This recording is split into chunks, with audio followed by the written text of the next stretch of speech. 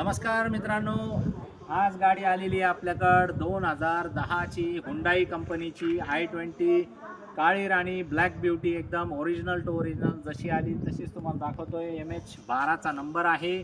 गाडी CNG सहित आहे मित्रांनो आणि गाडीचे 5 वर्ष पेपर व्हॅलिड आहे। गाडीची ऑफर आपण ठेवली होती 1,80,000 रुपये, पण फुल अँड फायनल आपण ही गाडी देत आहोत 1,55,000 रुपयाला।